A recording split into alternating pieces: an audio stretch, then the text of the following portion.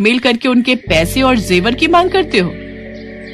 Madam जी, ये वही गुंडे हैं जिनकी आसपास के गांव की पुलिस तलाश कर रही है। इन्होंने पहले भी कुछ गांव की औरतों को ऐसे ही ब्लैकमेल किया था। पुलिस के द्वारा गुंडों को पकड़ने की बात चौधरी के कानों तक पहुंचती है। उन्हें भी अपनी गलती का एहसास हो जाता है। चौधराइन, तुम सच कह रही हो, गलती मेरी ही है। मैं ही पुराने ख्यालों में जी रहा था। मैंने कभी इस ओर ध्यान ही नहीं दिया कि हमारी बहू बेटियों को किस चीज की सबसे ज्यादा जरूरत है। मैं वादा करता हूँ, इस गांव में हर घर में गुसलखाना होगा, ताकि फिर कभी किसी बहू बेटी के साथ ऐसा ना हो। सुधा, आज तुम्हारी हिम्मत की वजह से हम कितनी बड़ी मुसीबत से बच गए।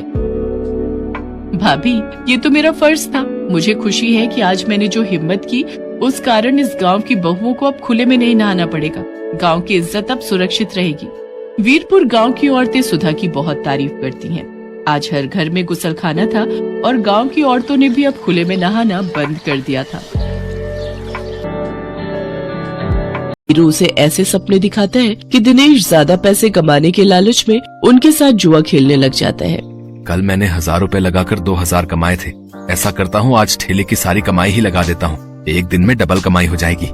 धीरे धीरे दिनेश को जुए के साथ साथ शराब की लत भी लग जाती है। शराब की लत उसे ऐसी लगती है कि उसका अपने काम में मन ही नहीं लगता और वो ठेले पर खड़ा होकर भी शराब के नशे में डोलता रहता है। भैया, एक प्लेट लगाना तो। अरे, लगता है इस आदमी ने तो शराब पी रखी है। चलो चलो, हमें नहीं खानी इसकी पानी पूरी। चलो दूसरी वाली पानी पूरी खाने चलते हैं। धीरे धीरे दिनेश के सभी ग्राहक कट जाते हैं और वो सभी दूसरे पानी पूरी वालों के पास जाकर पानी पूरी खाते हैं। ये देख भोला और राजू बहुत खुश होते हैं।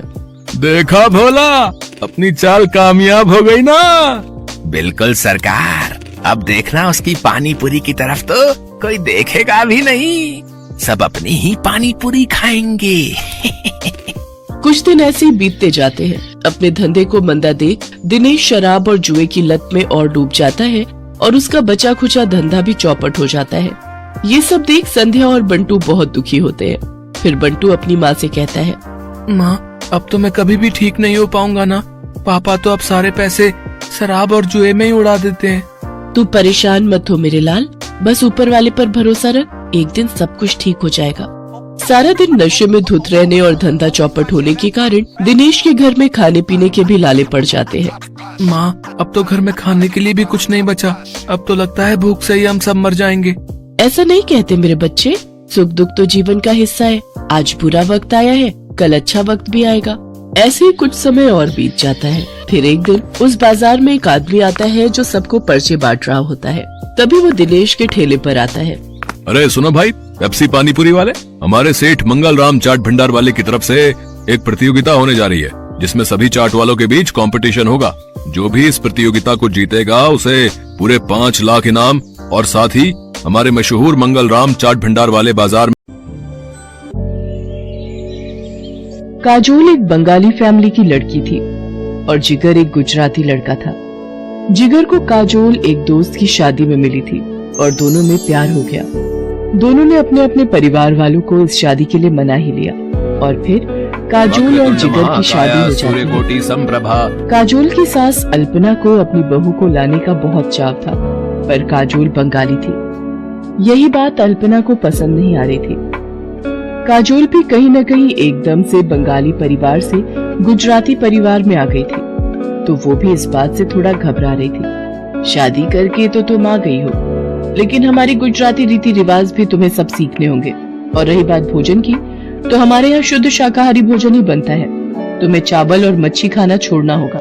माँ, मैंने काजोल को पहले कह दिया था कि हमारे घर पर शुद्ध शाकाहारी भोजन ही बनता है और इस बात से काजोल को कोई ऐतराज नहीं है। जिगर की बात सुनकर काजोल कमरे में आकर जिगर से कहती है, तुम्हें तो पता है मछली और चावल मेरे पसंदीदा भोजन में से एक है। अब तुम ही बताओ, मैं ये सब खाए बिना कैसे रहूंगी। आज सुबह भी नाश्ते में मेरा पेट बिल्कुल भी नहीं भरा। वही ढोकला थेपला कैसे खाऊंगी मैं ये सब रोजाना। तुम ही बताओ मिहिर। काजोल, तुम जानती हो ये शादी हम दोनों की सहमति से हुई है, तो हमें इस शादी को आगे बढ़ाने के लिए कहीं ना कहीं तालमेल तो बिठाना ही होगा। अच्छा, मैं ऑफिस निकल रहा हूँ, शाम को जल्दी आ जाऊंगा। मिहिर ऑफिस चला जाता है। ऐसे ही कुछ दिन बीत जाते हैं। एक शाम अल्पना काजोल को कहती है, काजोल, मकर संक्रांति का त्योहार आ रहा है, घर में मेहमान भी आएंगे, इस बार मकर संक्रांति की सारी तैयारी तुम्हें ही करनी है, और हाँ, खिचड़ी का प्रसाद भी तैयार करना है। अब ये सब कैसे करूंगी? मैंने तो कभी ये प्रसाद वाली खिचड़ी बनाई ही नहीं।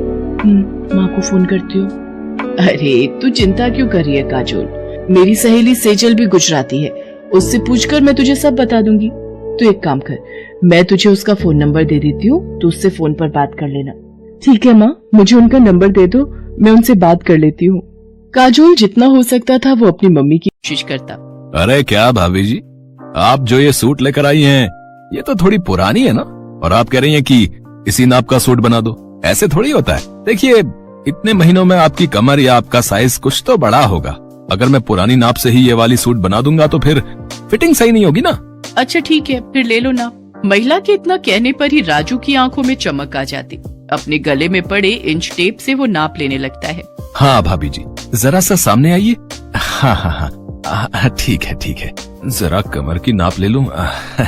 उसके बाद तो वो लगभग आधे घंटे नाप लेने में ही लगा देता। और अगर कोई उससे कहता कि अरे राजू मास्टर जी, कितनी देर से नाप ले रहे हो, शाम तक नाप ही लोगे क्या?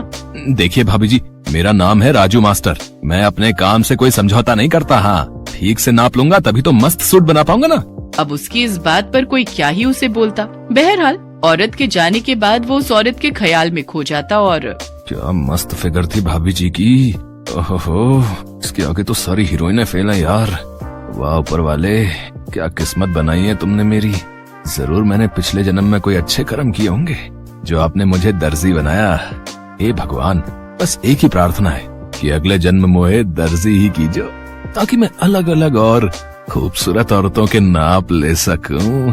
राजू टेलर अपने काम की आड़ में औरतों के साथ छेड़छाड़ किया करता था। अब उसका प्रोफेशन ही ऐसा था कि लोगों को ज्यादा कुछ पता नहीं लगता। श्यामपुर में ही विनीता नाम की एक रिटायर्ड टीचर अपनी बेटी सिम्मी और बेटे विकास के साथ रहा करती थी। विकास की अभी कुछ दिनों पहले ही शर्मिला नाम की लड़की से शादी हुई थी। शर्मिला बहुत ही भोली लड़की थी। एक बार की बात है, सुबह का समय था। शर्मिला माथे पर घूंघट लिए अपनी सास के पास चाय लेकर गई। ये लीजिए माँ जी, आपकी चाय अदरक वाली। ये कहकर उसने चाय अपनी सास को दी। विनीता ने चाय ले ली तो शर्मिला वहाँ से जाने लगी। बहू, 1 मिनट रुको, मुझे तुमसे कुछ बात करनी है। मुझसे कोई बात हो गई क्या माँ जी? अब चाय तो ठीक है ना? अरे तू इतना डरती क्यों है? मैं तेरी सास हूँ, कोई राक्षस थोड़ी।